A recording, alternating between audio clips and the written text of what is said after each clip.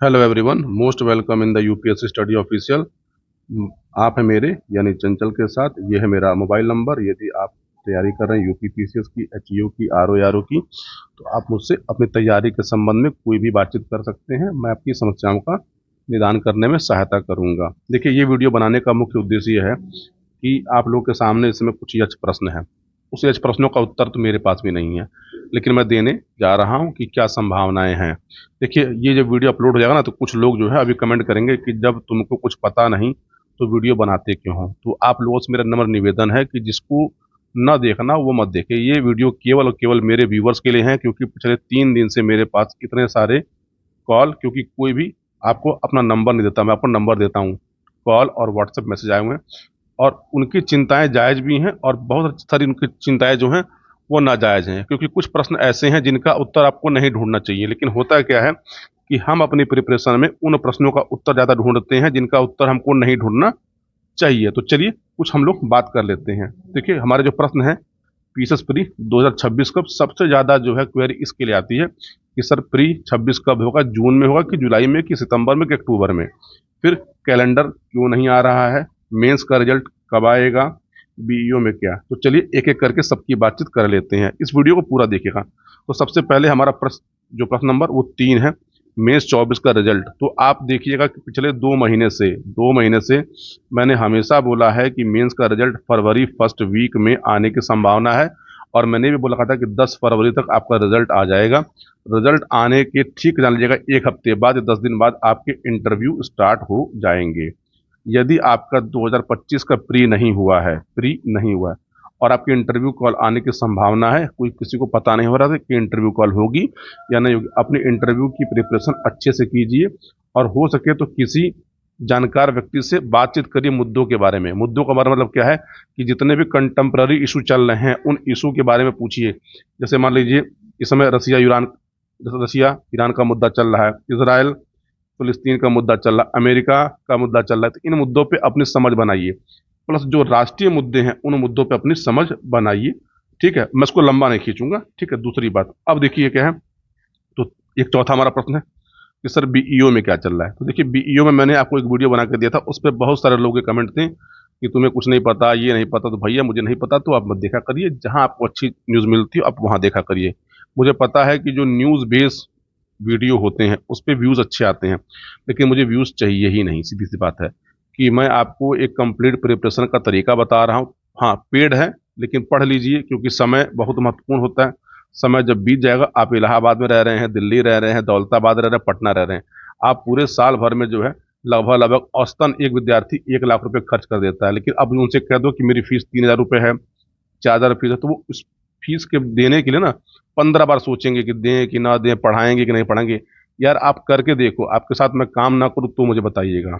ठीक है, तो देखिए बीईओ के बारे में सिंपल सी बात यह है कि बीईओ की नई नियमावली बन रही है, और नई नियमावली में अभी क्या होगा क्या नहीं होगा ये किसी को नहीं पता है। जितने भी सोर्स से आपने न्यूज़ सुन रखे होंगे, देखिए नियमावली अगर जब नई बनाई जाती है तो पहली बात तो ये है कि नई नियमावली बनाने का उद्देश्य क्या होता है। अगर पुराने जो नियम बने हुए हैं, पुराने नियम से काम चल जाता तो नई नियमावली बनाई ही क्यों जाती। तो जो नई नियमावली बनाई जाएगी उसमें आपको कुछ नए परिवर्तन देखने को मिलेंगे। अब ये परिवर्तन कब होंगे अभी किसी को नहीं पता, लेकिन देखिए जब तक जान लीजिएगा, अभी सरकार हमारी जो है यूपी सरकार, वो इस समय माघ मेले में व्यस्त है। दूसरी बात क्या है कि अभी बजट सेशन आना है। ठीक, यूपी का बजट सेशन आने के बाद इसमें जो भी काम होगा वो होगा। दूसरी बात क्या है कि ये फॉर्म अप्रैल से पहले नहीं आने वाला।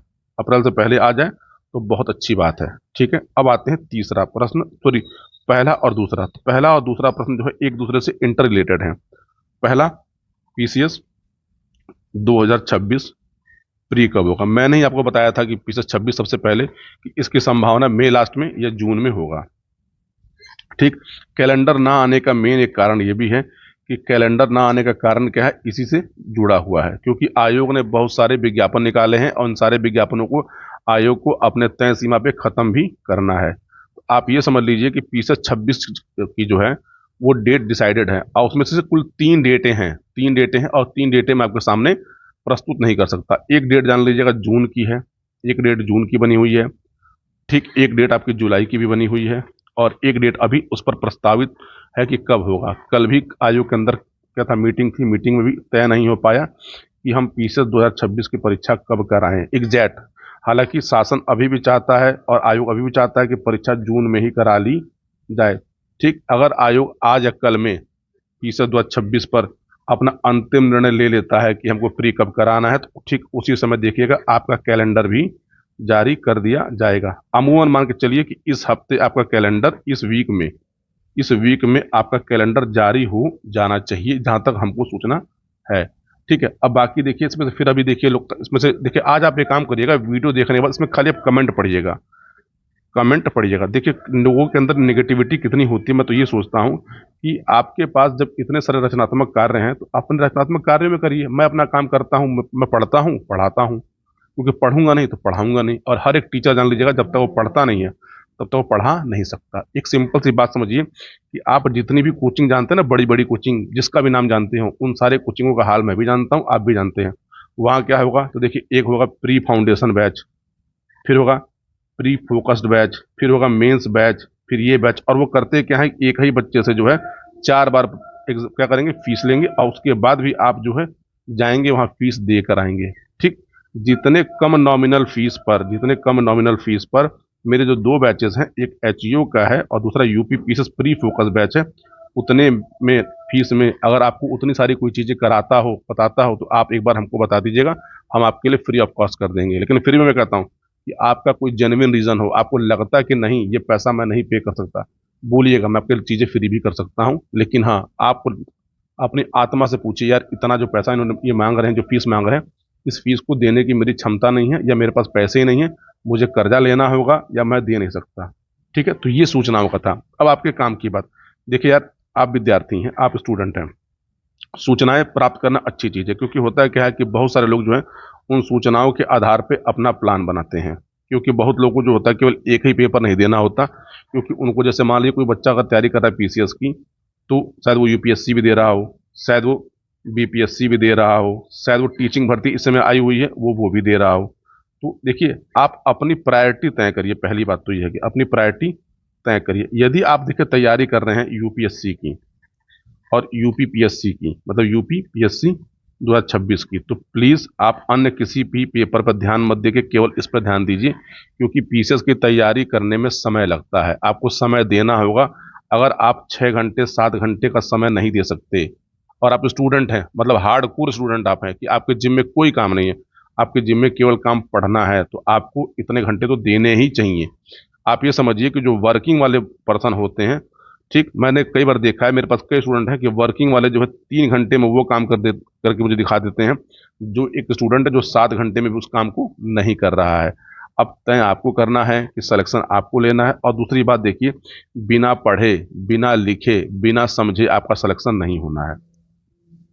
ठीक है, इसके लिए आपको मेहनत करनी होगी, और मैं वही करवाने का प्रयास करता हूँ, क्योंकि मेहनत जो है, जब तक एक ठीक राइट डायरेक्शन में आप मेहनत नहीं करेंगे, कि आपको ये पता होना चाहिए मुझे क्या पढ़ना है, किसको पढ़ना है, कितनी बार पढ़ना है, और कब क्या करना है, तो आप यकीन मानिए आप बार बार प्री और मेंस के चक्कर में फंसे रहेंगे। वरना मार्केट में से बहुत से लोग हैं जो 15 बार प्री दिए होंगे, क्वालिफाई हुए होंगे, सब कुछ हुए होंगे। यानी एक प्रोसेस है, उस प्रोसेस से आपको होके गुजरना होगा। मेरी बातें बुरी लगती हैं, लेकिन बुरी लगने के लिए ही मैं बोलता हूँ, ताकि मेरी बातें बुरी लगने के बाद भी आपके अंदर क्या हो, कि आपका आत्मा जगे। पढ़िए, आपके पास जान लीजिएगा जीवन ने संसाधन दिए हैं, उन संसाधनों का प्रयोग करिए।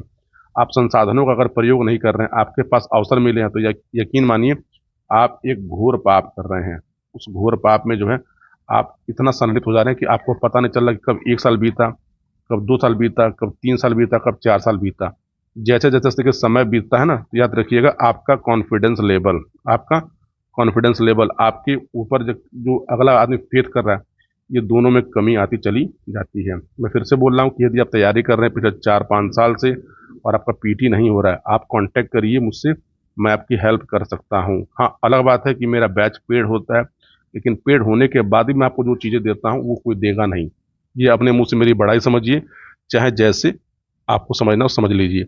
लेकिन मेरे पास जो सूचनाएं थी वो इतनी थी। आपको ज्वाइन करना हो करिए, ना करना मत करिए। देखिएगा जब प्री का एग्जाम का डेट आता है ना, तो लोगों के अंदर एंजाइटी होती है 2 महीने के लिए, काश ये कर लिए होते, ये कर लेते, चलो ये बैच कर ले, ये बैच कर ले, ये कर ले। अगर देखिए आप समझिएगा, जो बच्चा प्री मेंस क्वालिफाई करता है ना, वो एक स्ट्रक्चर वे में तैयारी करता है, वो चीज़ों को समझता है कि मुझे क्या करना है क्या नहीं करना है। और आप जो है, कैलेंडर कब आ रहा है, पेपर कब होगा, पेपर मान लीजिए जुलाई में हुआ तो भी आप देने जाएंगे, अक्टूबर में होगा तो भी देने जाएंगे, दिसंबर में होगा तो भी देने जाएंगे, क्योंकि आपने उस चीज़ को अपने माइंड में रख के मुझे पेपर देना ही देना है। आप इन चीज़ों को जानने का प्रयास कम करिए, क्योंकि बहुत सारी सूचनाएं क्या होती है, हमारे दिमाग को खराब करती है और हमारी टेंडेंसी को खराब कर देती है। तो सिंपल सिंपल चीज़ें हैं, सिंपल चीज़ें। बॉस, अगर आप नहीं चाहते किसी से कोचिंग लेना, नहीं चाहते किसी से गाइडेंस लेना, किताबें उठाइए, किताबें उठा के पढ़ना स्टार्ट करिए। बिना पढ़े आपका कल्याण नहीं होने वाला। ठीक है। हाँ, ये चीज़ है कि जिस चीज़ को आप शायद 4 घंटे में करते हो, पढ़ते हो, मैं आपको 1 घंटे में बता सकता हूँ कि आपको इसमें से खाली ये पढ़ना था प्री के लिए, ये पढ़ना था मेंस के लिए। मैं उसी का चार्ज करता हूँ, क्योंकि पिछले 5 साल का मेरा अनुभव, आप में से जितने भी लोग हैं ना, मेरी लिखी हुई किताबें आपने पढ़ी होंगी और पढ़ भी रहे होंगे। जितने भी आप कोचिंग का नाम जानते होंगे बड़े बड़े, उन सभी कोचिंगों में एज ए मेंटर काम कर चुका हूँ पिछले 5-7 साल में। तो ये मेरी आपको जानकारी थी। बाकी आपको लेना हो लीजिए, ना लेना हो मत लीजिए। बाकी अगर कोई सूचना होगी तो मैं आपको अपडेट कर दूंगा।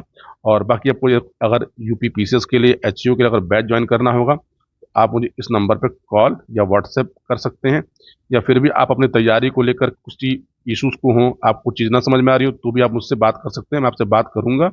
हो सकता है फ़ोन ना उठे तो कॉल बैक जाएगी, आप मुझे व्हाट्सएप करिएगा अपना नाम लिख कर। तो चलिए मिलते हैं अगले वीडियो में।